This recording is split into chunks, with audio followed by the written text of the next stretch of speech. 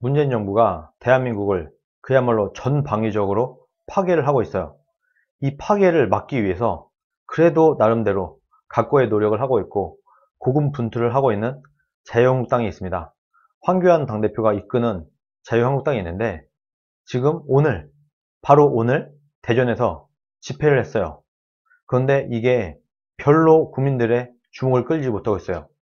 일단 대전에서 제목이 문재인 스톱, 민생 투쟁 대장정이에요. 그리고 국민이 아파하고 있습니다. 국민이 분노하고 있습니다. 모이자 오늘 대전으로, 뭐 이런 식으로 포스터도 만들어서 열심히 사람들 모으고 집회를 하고 그야말로 문재인 정부에 대한 반정부 투쟁을 가열차게 하고 있습니다. 그런데 별로 그렇게 이슈가 되고 있지 않아요.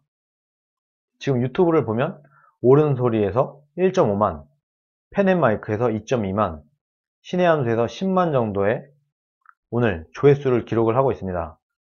이전에 비해서 많이 줄었죠. 첫 번째 집회, 두 번째 집회 때는 거의 30만, 40만 정도를 찍었어요. 조회수가. 그런데 거의 우파 유튜브 안에서도 3분의 1 이상 줄어들었다. 시청률이. 그리고 실제 우리나라의 우파 유튜버가 아닌 일반적인 뉴스를 볼 때 거의 눈길을 못 끌고 있어요.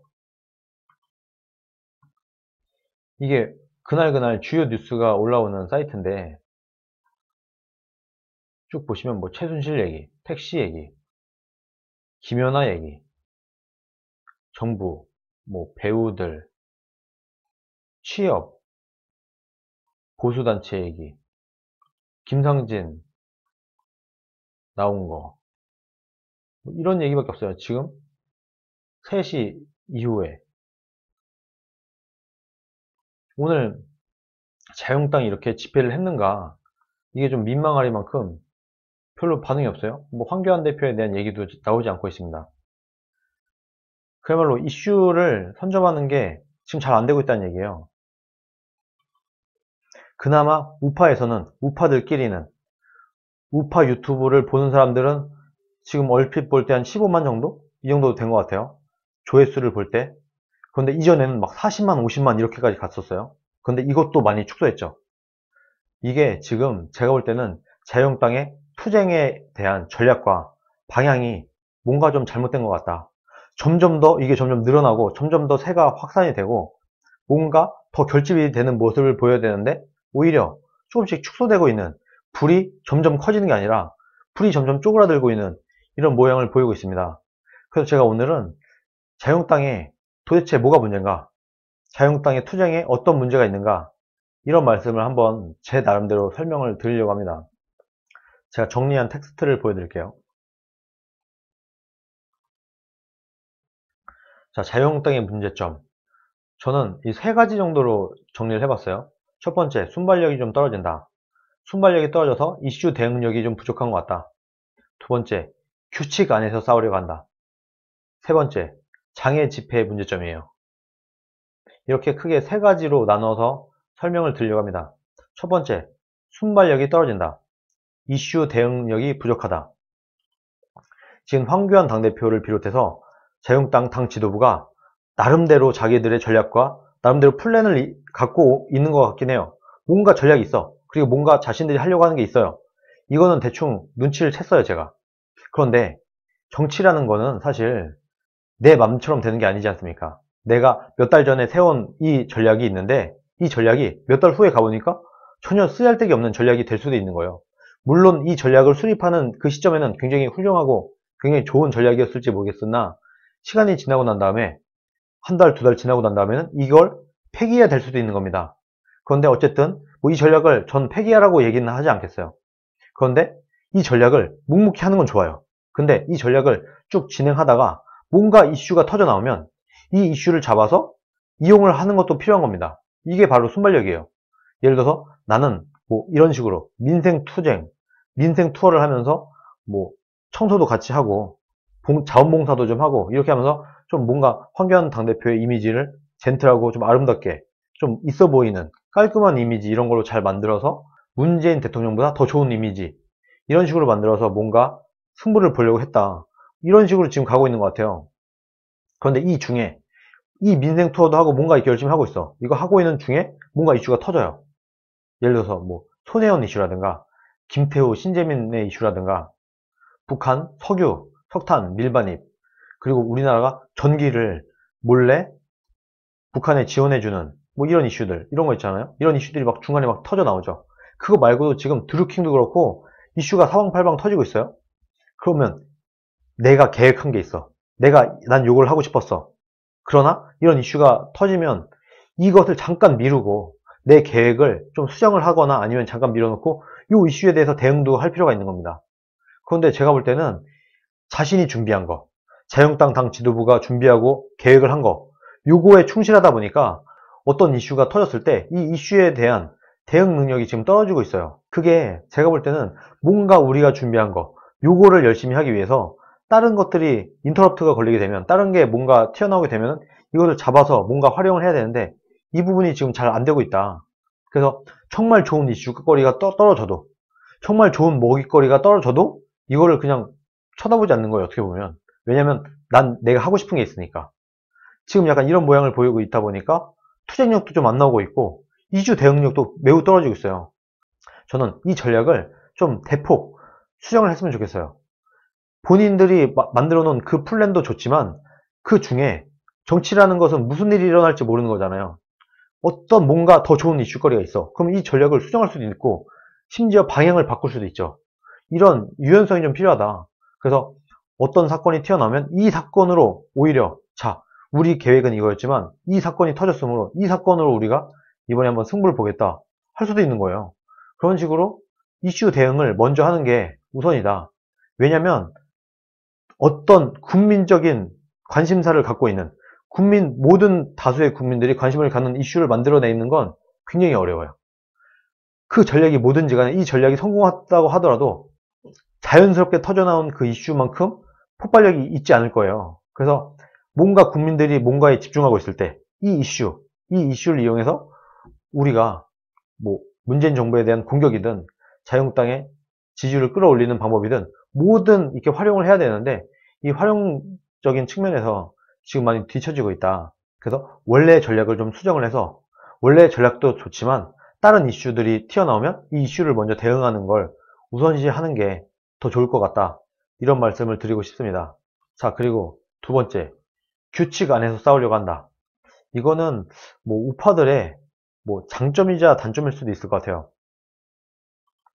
지금 문재인 정부 그리고 민주당은 뭐 반칙 같은 거 없어요. 뭐 법치 이런 것도 없어요. 그냥 우리가 이길 수 있는 모든 것을 다 동원을 해요. 그게 편법이어도 좋고 불법이어도 좋고 위헌이어도 좋아요.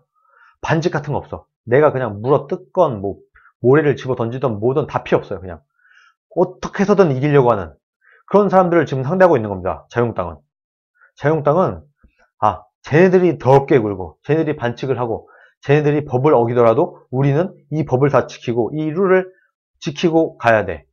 이런 강박관념에 사로잡혀 있는 것 같아요. 근데 제가 볼 때는 그렇게 선비 같은 느낌으로는 민주당과 싸움을 못할 것 같아요. 그렇게 해서는 민주당과 문재인 정부를 이길 수 없다. 문재인은 지금 집권에 있는 당이에요. 집권 여당이에요. 여당과 싸우기 위해서는 물불을 안 가려야 돼요. 그런데 오히려 자유한국당은 물불을 다 가려. 정도를 가려고 해. 법도 다 지켜. 뭐 거기다가 젠틀한 매너까지 다 지켜줘. 정치 투쟁을 하는데 매너도 다 지키고 법도 다 지키고 편법도 안 되고 전공법으로만 가려고 하는 것 같아요.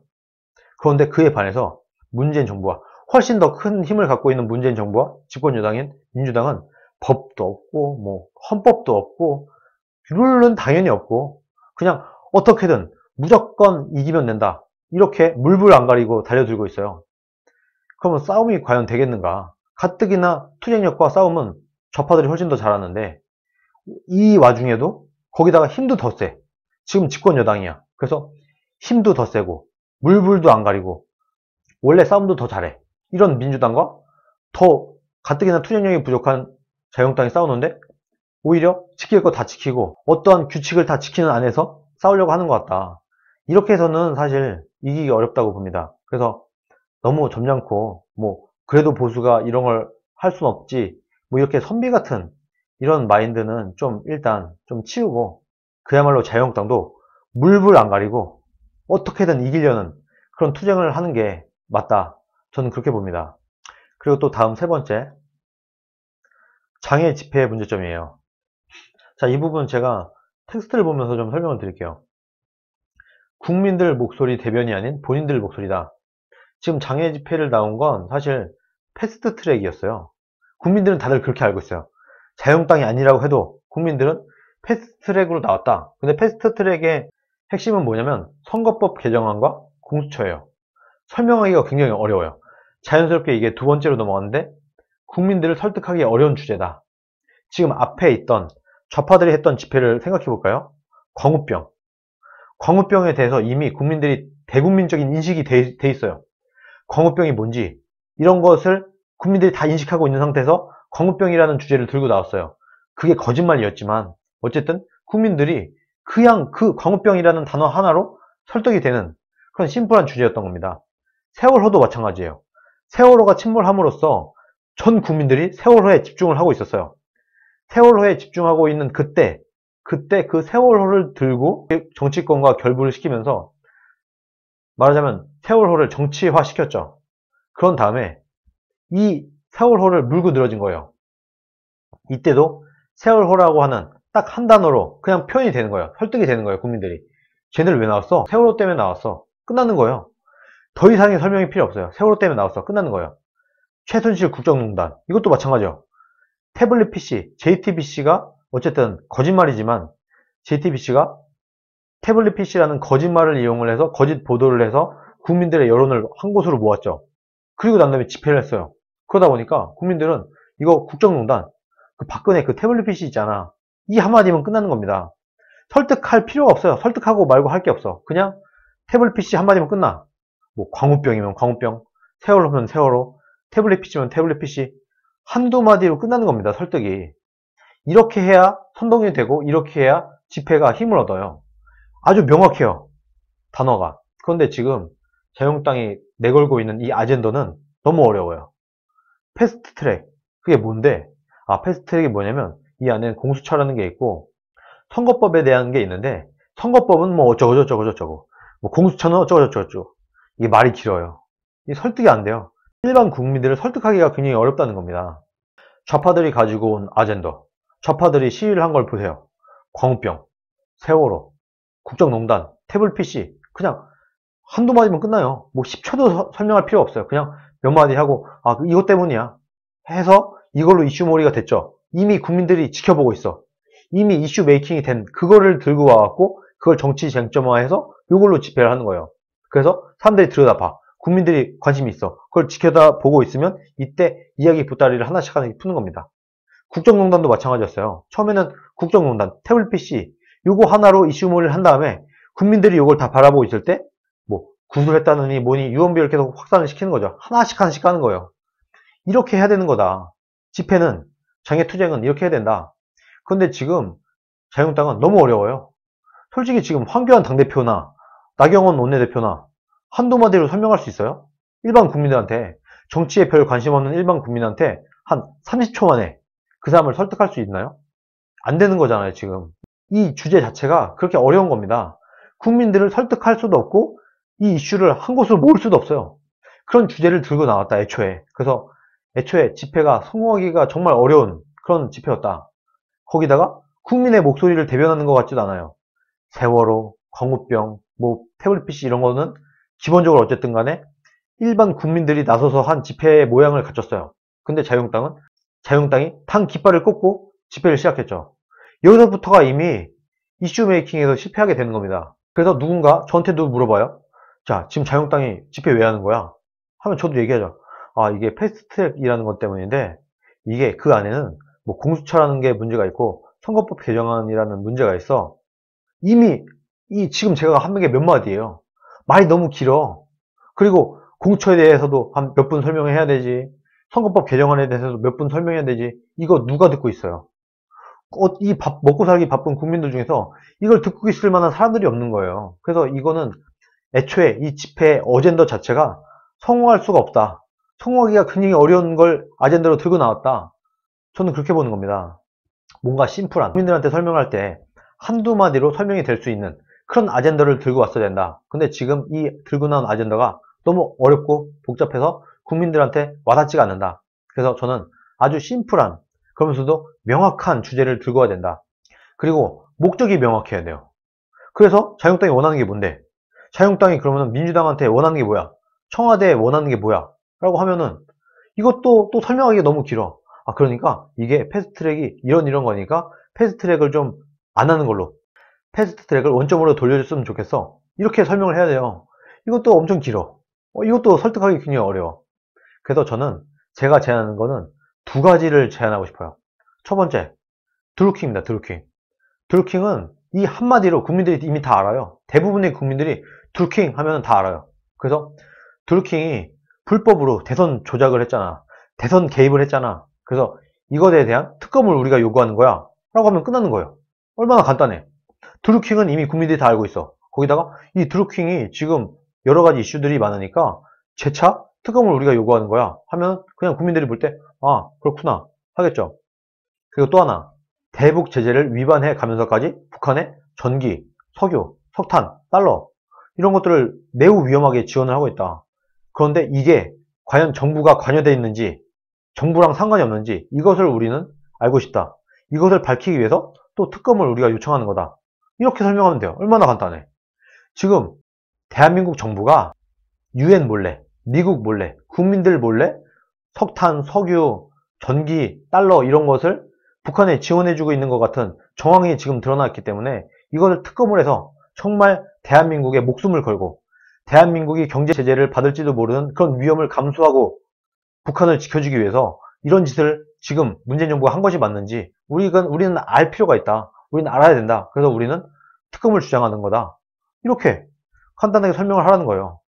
그래서 저는 드루킹, 대북 제재 위반 이 두 가지로 아젠다를 간략하게 통일을 해서 밀어붙여야 된다. 그 모양을 갖고 이 프레임으로 집회를 해야 된다. 그래야지 국민들을 설득할 수 있다. 그래야지 국민들의 동의를 얻을 수 있다. 라고 생각을 합니다. 자, 오늘 제가 말씀드린 걸 정리를 하자면 자유한국당이 지금 뭐 고군분투하고 있고 열심히 하고 있는 거 다 이해해요. 정말 황교안, 뭐 나경원 이런 분들, 자유한국당에 있는 많은 분들이 정말 고생 많이 하고 있어요. 그런데 지금 이렇게 고생은 하고 있지만 별로 효율적이지 않다. 이미 자유한국당의 집회는 국민들의 관심에서 멀어져 있어요. 몇 주 하지도 않았는데 지금 우파 내부에서도 관심이 많이 멀어져 있고 일반 국민들한테는 그냥 이미 지나간 얘기처럼 돼버렸어요. 일반 국민들은 별로 신경도 안 쓰는 이런 상태까지 와버린 겁니다. 일반 이슈 뉴스에 자유한국당의 집회가 나오지도 않아요. 지금 일반 국민들은 아마 지금 자유한국당이 집회를 계속 하고 있는지도 모를걸요. 그렇게 지금 떨어져 있다. 지금 열심히 고생하는 것 대비 효과가 하나도 없다. 이렇게 저는 보고 있습니다. 그래서 자유한국당에 투쟁의 문제점이 있는데 첫 번째는 순발력이 떨어진다. 내가 준비해온 그거, 내가 준비한 전략, 요거에 너무 집중을 하다 보니까 이슈 대응이 지금 안 되고 있다. 이 부분에 대해서 전폭적인 전략을 수정을 해야 된다. 그리고 규칙을 다 지키면서 싸우려고 한다.